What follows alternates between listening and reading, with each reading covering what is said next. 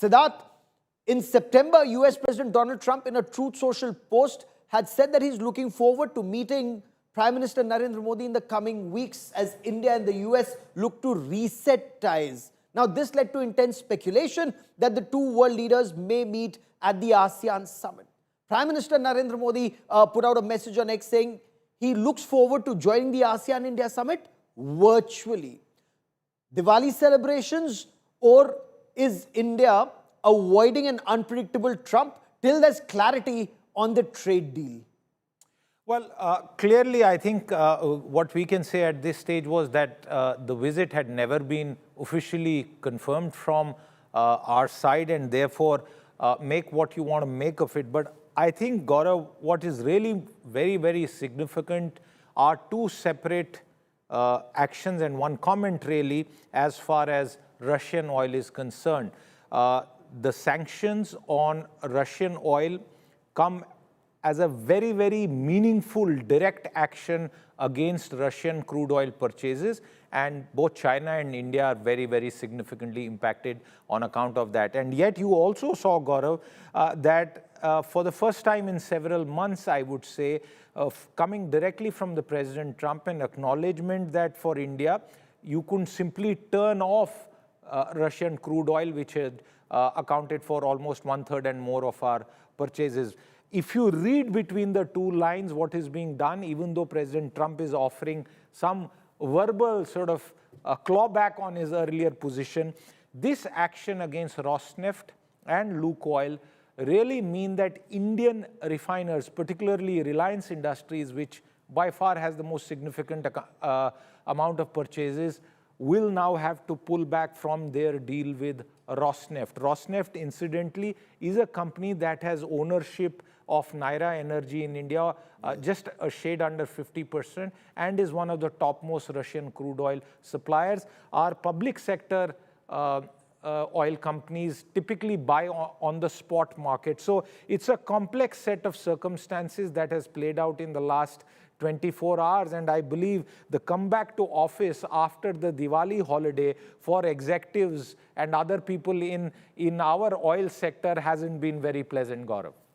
Because and before I bring in Ambassador Sikri and Ambassador Sajanhar, I want to understand from you, if these Russian oil companies have been sanctioned, the discounted crude is no longer available to us. If we buy from elsewhere, will it be so cheap, or will the oil bill now increase? That's a very good point. At the start of it, when we started buying oil, and remember the United States actually encouraged that, there was a price cap and there was a substantial discount. What has really happened is that that discount has been narrowing. It's been on a sort of reducing trajectory for quite some time. So it's not as if you're saving loads of money on account of Russian oil purchase. Russian oil purchase was also on account of the fact that one particular private sector company had a long-term contract with the supplier, and the way the oil market functions, long-term supply contracts provide you both price stability and assured supplies. All of that gets impacted. Were discounts the only reason that India purchased Russian oil? I don't think that was the case. Is there going to be a near-term impact? I would say we'll have to watch out for whether and if President Trump and the United States manages to force China to reduce its purchases of Russian oil. China is the world's largest importer of crude oil. China is also the largest importer of Russian crude. That is where the pendulum on prices will really swing in a substantial manner. So stay with me, Ambassador Sikri. What may have prompted the Prime Minister to attend the summit virtually? While it's the Malaysian side said it's the Diwali celebrations in India. In your view, good decision to avoid Trump, given a bilateral with Trump, given the kind of statements that we are seeing from White House? Well, I think we should separate these two issues, because it is true that President Trump has been making, that he's had two telephonic conversations with our Prime Minister in recent times, and each time the readout comes out to be different from what India's readout is. So that has been a problem.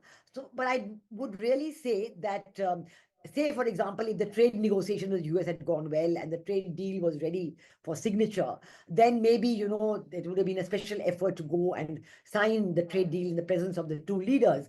But that has not happened. And so the trade deal is not there, that it's not to be signed. So I would rather see Prime Minister's decision to address the summit virtually in its own right, that he has other concerns, he has other considerations. Whether President Trump's conversations, etc., are part of it, I think I would not like to speculate, but I would say that he is continuing to give importance to the East Asia Summit by addressing it virtually. I think the impact of the sanctions on Rosneft and Lukoil on world global energy prices, this is a very important point which we all have to assess. We do know that when India started buying Russian crude oil, it was at the behest of America, and their main purpose was to keep the world global energy prices in check and not to allow them to go up suddenly. Now, has that concern evaporated for the US? Do they realize, or have they estimated that with the sanctions of Rosneft and Lukoil, that global energy prices may see a sudden sharp jump and consequently an adverse impact on all economies, not just the Indian economy, but other economy as well. So all these assessments, I guess, are being made right now. Today is still, the Govardhan Puja holiday going on, and tomorrow is going to really be the first working day after Diwali. So I think that we had to look at both these things separately. We were Okay. dealing with a large number of other countries before we decided to buy Russian crude oil, and we can always go back to that.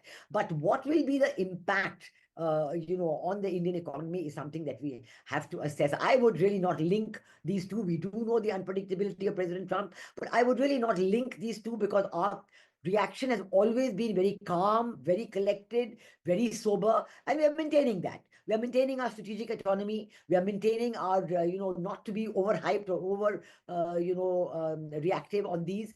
And even when we had this 25% special tariff because of purchasing Russian oil, we just said that these are unfair, unjustified, and unreasonable. Very calm, very quietly. We're going to maintain that approach and go with our But is strategic that autonomy riling up all the way. Team Trump even more? And his MAGA ecosystem, that all their efforts, India is not reacting the way perhaps they may have expected India to react. Daniel Silverberg, Ian Bremmer of the Eurasia Group, he says countries like India and China are standing up to Trump tariffs. They're taking punches, but then they're creating a space, unlike UK, EU, or some of the Southeast Asian countries.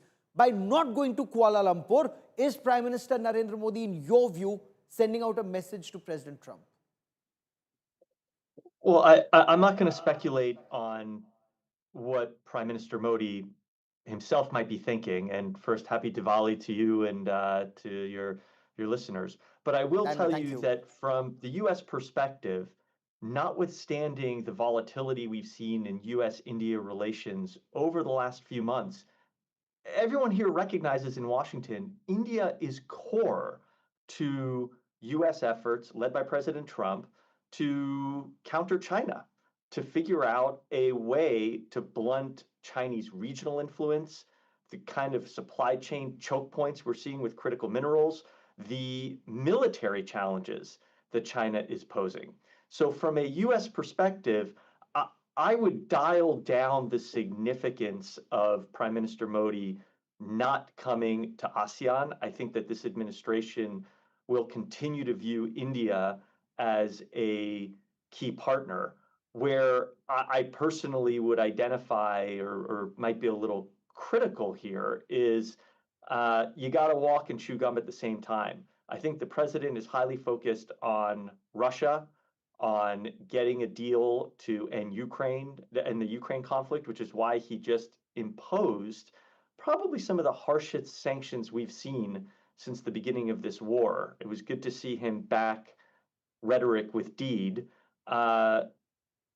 It's critical to keep the US-India relationship in a stable place. And I don't think it was lost on observers that the president had very warm interactions with Pakistan's president at the Middle East summit earlier this month.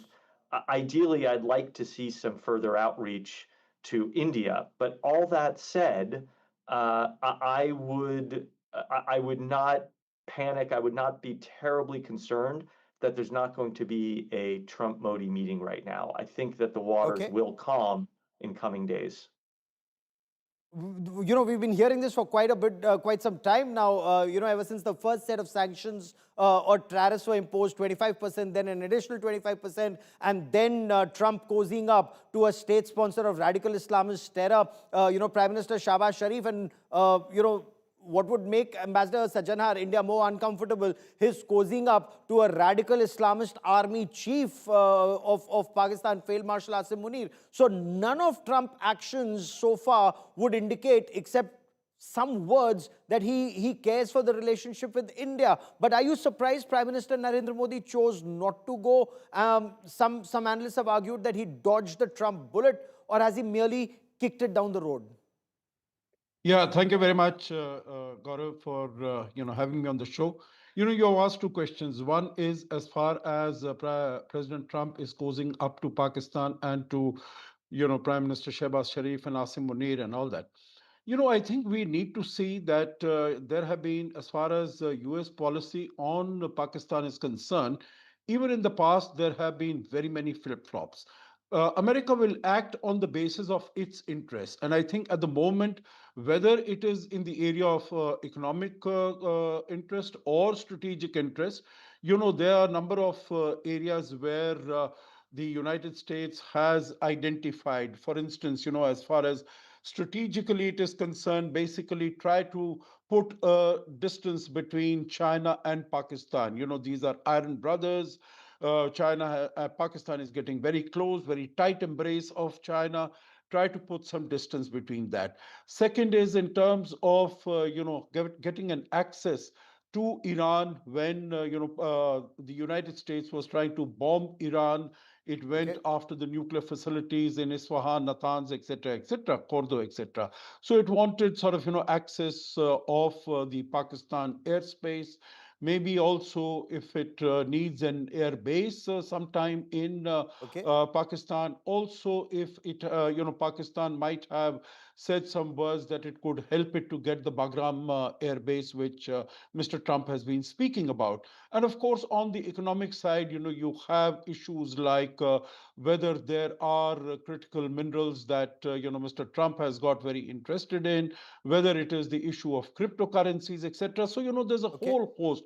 I don't think we should really be looking at the United States, not totally cozying up to Pakistan from the Indian prism, from the Indian perspective. Of course, the outcome of that we will need to deal with. And I think India is very capable and very competent to deal with that.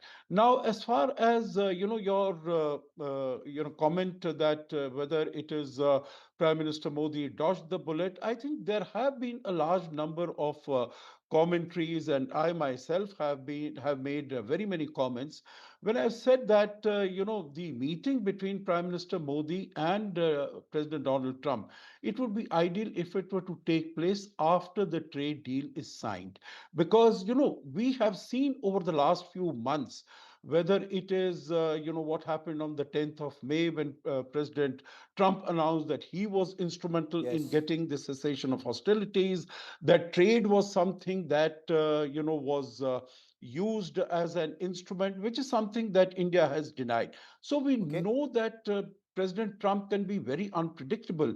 I would So also you're saying draw the the meeting should attention. only take place once the deal has been signed. But as of now, Ambassador Sikri, does it indicate that there's total lack of trust between India and the US, or this unpredictability of what Trump may say that may embarrass Prime Minister Narendra Modi and the country? So that's a threat that may remain for the next 3 years, ma'am. No, I think that I would rather go with what your panelist from USA said, that the importance of the US-India relationship remains very much on the table. And there have been a lot of statements from leaders on both sides about the continuing importance of the relationship. And the activities between India and USA, the trade deal is being negotiated, the joint exercises have taken place, the various meetings on the emerging and critical technologies and on other subjects are are also continuing. So I think that we are maintaining a very even keel on that, and we certainly continue to attach the highest importance to the relationship with the USA. And it's in the interest of that, of keeping the importance of the relationship on an even keel, on a growing keel, that it would be much better to conclude the trade negotiations, get that behind us, and then take it ahead from there. And certainly with this new announcement about Rosneft and Lukoil, it will introduce a certain amount of volatility into world energy markets, and certainly also for India, we'd have to look. So give us time to look at that again. So at this point, really speaking, a meeting on either of these counts would not carry much additional value. So that's why I have said in the beginning that let's not attach it only to the question of the Indo-US relationship. That is only one aspect. And the other aspect is certainly Prime Minister's other considerations about his scheduling, about elections in India. So many other issues are there. And those he's giving them the higher priority at this moment, as they deserve. And he will address the East Asia Summit virtually, which means he continues to attach the highest importance to the relationship with ASEAN and to India's participation in the East Asia Summit as well. Siddharth, the sanctions that have been imposed on the two Russian firms, the deal that India has had, not just Reliance, but overall, one, what is the expectation? How is it likely to impact India? And, in the past, Petroleum Minister Hardeep Puri has spoken that India anyways is not reliant on one country. I think we take oil from more than 40 countries, so we can diversify, go anywhere. But what about prices? Does it also impact prices? Or as of now, there is no apprehension on prices? Okay, I'll take the last bit of your question first very quickly. As far as retail prices or pump level prices for the Indian buyer is concerned, they have remained frozen now in the third year and running. The government has, and our oil PSUs have collectively ensured that any spikes on either side, the consumer has basically been protected. That's point number one. The larger question is that from 2022, there was a certain kind of oil purchase diversification that we did. It was on consequence of what the United States said. There was a price cap. There were other factors in play. I think that era that has kind of continued for the last 3 years is now coming to an end. What is the future? The future includes the fact, and I said this on your show yesterday, I pointed out again to everyone here, it's not as if we are only buying Russian oil. Yeah. We have substantial purchases of US oil. There is headroom to increase that, but it is a commercial decision entirely. It's for the first time that a country is using both trade tariffs, import tariffs as a punishing tool. It's also now decided to use economic sanctions on consequently that impact or have the potential to impact Indian companies to go together. Is this basis rational trade? No. The ultimate aim is to get Russia to kneel in some way. My question that I'm tossing back at you, Gaurav, is will it change Russian strategy in Ukraine? Will it bring them to the peace table? I think that's the larger question that we need to discuss. Indian oil companies are already adapting to this evolving scenario, and over the next few weeks, you will see a markedly different approach to ensure that energy security and prices for Indians remain stable. Dmitry Medvedev seemed to indicate that this will only harden Russia's stance, and he looks at it as an act of war. We'll get our analysts and experts to comment on that. Daniel Silverberg, the Quad Summit, at least 3 of the 4 Quad partners could also have met on the sidelines of the ASEAN Summit. India, Japan, the United States of America. Is the Quad also now on the back burner, given that President Trump and President Xi Jinping could be, meeting and trying and sorting out some of their issues? Is Quad on the back burner? I don't think so. No question that this White House right now, I would say, is overwhelmed in some ways, and it operates in a chaotic fashion in the best of days. Remember, you're talking about a White House that is highly personality driven, that has a ton of internal factions that are competing for the president's attention. And so on any given day, you have your internationalists, your MAGA crowd, your tech bros, the economic realists like Secretary of the Treasury Besant, who are all trying to get Trump's ear to wield the holy pen of the Truth Social tweet. So I would argue this administration right now is near entirely focused on figuring out what are they going to do with President Xi, what is the trade dynamic going to be, the gives, so to speak, at the ASEAN summit. I would say a close second is genuinely trying to bring the Russia-Ukraine war to an end. I do think these sanctions are highly significant, not just symbolic. Russia's response, including nuclear saber rattling, indicates they take this very seriously. They know that this was a significant elevation. And three, dealing with China is going to require the Quad, and it's going to require close relationships with the Indian government. So the fact that China is at the forefront and that the president is meeting, that President Trump is meeting President Xi at the ASEAN summit, that doesn't mean that the Quad is totally out of mind. I would say quite the contrary, that I think what you'll see coming out of the Quad, out of the summit, is an increased focus on US-India relations. Now, let me conclude with this point. I think it's very important. The president on any given day has two options to deal with foreign policy challenges like Russia. He can pursue sanctions or he can pursue tariffs. There's a great op-ed in the Financial Times today by my colleague Edward Fishman pointing out tariffs are a far weaker tool than sanctions. It upsets our Indian partners, it creates volatility, and it doesn't go at the strategic need to stop Russian oil purchases. So sanctions are clearly effective here. I think we might see even more in coming days. And in a market where oil prices are many ways at the lowest we've seen, and there is a glut on the market, India, I think, is going to be just fine in finding alternative sources from Russia. Okay.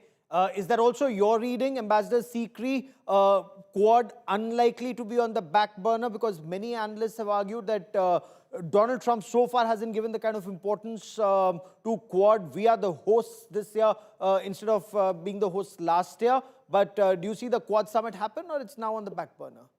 I think it will remain at the present situation, what you describe as back burner, till the bilateral between President Trump and President Xi Jinping. I think President Trump has been attaching so much importance to his, what he describes as the big, beautiful deal with China, and his entire focus is on that. And he wants to get that deal done, or maybe not get it done if China does not, come on board. This whole business of the G2 or the G2.5 that is now being discussed. And then once that bilateral with President Xi Jinping is over, I think he will come back to the focus on the Quad. I agree that especially after his recent agreement with the visiting Prime Minister of Australia, who was in Washington, and they've had the AUKUS whole thing renewed, I think that the Quad is very much on the cards, and it will, the Indo-Pacific, maritime security, all those issues are very much on the cards, but perhaps they will come into focus after the bilateral meeting with China is over. And then we will see the return. Let's see first. Everybody's anticipating what will happen. What is the deal, the so-called deal between President Trump and President Xi Jinping, what that looks like. But I think maritime security is not going anywhere. Indo-Pacific is not going anywhere. India has been talking directly to Japan about it and to Australia about it. We are continuing our focus on it, and we're not going to give up. I don't think either Japan or Australia are going to give up. And I think the US too is very, very involved with the Indo-Pacific and maritime security. So, Ambassador Sajjanhar, in that light, it's a wiser thing for Prime Minister not to go for the ASEAN summit right now. But how are ASEAN partners likely to see India, the Prime Minister address it virtually, and perhaps Dr. Jaishankar holding fort till there's a more opportune moment for the Prime Minister to interact in person with ASEAN countries? No, I don't think it'll be misunderstood in any way by the ASEAN countries. Our relations with ASEAN are very strong. It's not only on the platform of the East Asia Summit that India interacts with the ASEAN countries. India interacts, at bilateral level. We have, visits from. We just had visits of the Philippine president, of the Singapore prime minister, etc. So we keep on having, and Prime Minister Modi also keeps on going for bilateral visits. This is not the only platform, and basically when the Prime Minister goes there for the East Asia Summit, of course there is the India plus ASEAN conversations that take place. There are so many other platforms that we have in terms of our interaction. It's a very important relationship. It is, in fact, the pillar of our East Asia, Act East policy, also the Indo-Pacific policy. The ASEAN countries realize that, the ASEAN countries know that. If you permit, Gaurav, I could add just one comment on the significance of Quad. It is, first of all, we must realize that it is Mr. Trump's baby. The Yes. reinvigoration, the reincarnation of Quad in 2017 was done by Mr. Trump when he participated in the East Asia Summit in Manila in 2017. And after that, it has been taken to the summit level by President Joe Biden. And it was thought that, the first meeting of the Trump administration on the 21st January was of the foreign ministers of the Quad Of course. countries, and all Yes. four of them met. Right now, there was another meeting of the foreign ministers of the Quad countries that has taken place. But I think what has really raised eyebrows is that on the sidelines of the UNGA, when every year this meeting takes place, of informal meeting of the Quad members, and all Quad foreign ministers were there, but that did not take place. And then, Yes. of course, if you have to have a summit, there is a lot of preparation that is required. It is not as if you decide today and next month you can have a summit. So obviously, as far as this year is concerned, there is going to be no summit. So we'll also, there are so many views and thoughts that are coming out of Washington, whether what President Trump had decided in 2017, the national security strategy, which identified China as a strategic competitor. Right now, is Mr. Trump really looking at China as a strategic competitor, or Or only he's as looking an at the G2 economic model. rival? That's the question I wanted to take to Daniel Silverberg. Where do we still have a window for a Quad summit? It's already, end October. There's a window of November, December. You have the Russian President Vladimir Putin, who will be coming to India for the annual summit with Prime Minister Narendra Modi. And can there be a Quad summit with 50% tariffs in place? Or do we work in various compartments that, okay, strategic relationship, one level, trade at another level, high-end technology at the third level, Daniel Silverberg? Gaurav, I play the American stereotype all too well. I am a wild optimist here. I think that where there's a will, there's a way. And if the president deems that it is useful to have face-to-face meetings, this administration will proceed with a Quad summit in coming weeks. You're already seeing olive branches extended to the Australians. There was some turbulence earlier this year where the Pentagon was signaling that they might cancel the AUKUS nuclear agreement. And the president made very clear this week in the Oval Office with Prime Minister Albanese that that AUKUS agreement, that's here to stay. And I think that that's an important signal for India as well, that it might not be front page news. The president might be focused on other things, but the Quad is going to remain a priority, whether it happens this year or early next year. No one is able to predict that. But the Okay. fundamentals of a strong U.S.-India alliance, having Okay. Australia play a critical role in securing the Indo-Pacific theater, that those dynamics aren't changing. And if anything, once the president's attentions shift, and he is a highly personality driven individual, once his attentions shift from dealing with President Xi, dealing with the Middle East conflict, which also remains a Okay. priority, and Russia Ukraine, I am quite confident that there will be some form of a bear hug with Prime Minister Modi, even if a trade deal is not worked out. Very interesting, even if a trade deal is not worked out. So in February, they spoke of this compact trade, high-end technology and defense. Perhaps they're moving in 3 different silos and not together. We'll have this debate, a longer conversation, but is that window still available? To all my guests, many thanks for joining me.